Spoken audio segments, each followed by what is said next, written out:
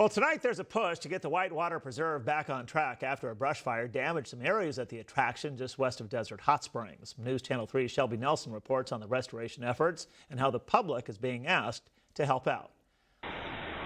It did burn much of our wetlands, which is very unique habitat for multiple species of endangered birds that we look after here. A popular outdoor attraction scorched by a fire, now leaving parts of it in shambles. The water fire sparked August 2nd, covering 52 acres of the Whitewater Preserve. A lot of water infrastructure was damaged, some of our railings and fences around the ponds. The Conservancy's camera captured wildlife scurrying through, and moments later, flames engulfed the dry brush. This is one of the preserve's oldest trees, now taped off, and will likely have to be cut down to its trunk. We have a unique opportunity now that the fires come through.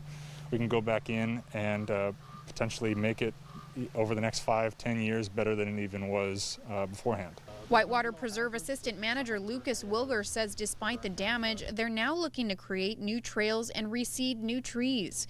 And it's all part of a restoration program which Wilger says will depend on donations from the public. Some of that donation money that the preserve is seeking would go to things like this, where there's crumbling infrastructure left over from the fire. Wilger says more animals have been pushed toward the preserve, like this black bear, after last month's apple fire destroyed habitats in the nearby San Bernardino National Forest.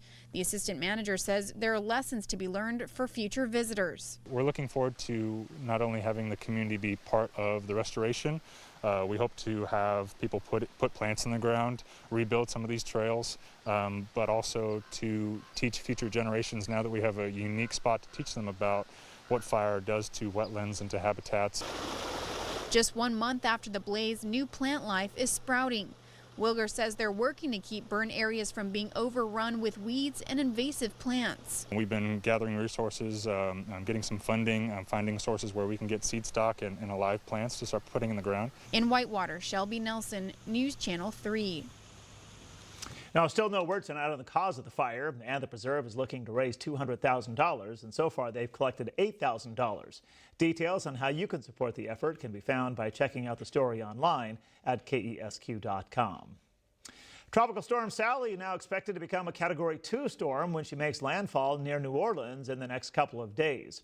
Here now is a live look at Hollywood Beach, Florida. That's on the southern tip of Florida, just a little bit south of Palm Beach, and it looks relatively quiet there right now, but they do expect to see some activity from Sally. Hurricane warnings have been issued for parts of Louisiana and Mississippi. Tropical storm Sally continues to gain strength as she makes her way up to the U.S. from the Gulf of Mexico. As of yesterday,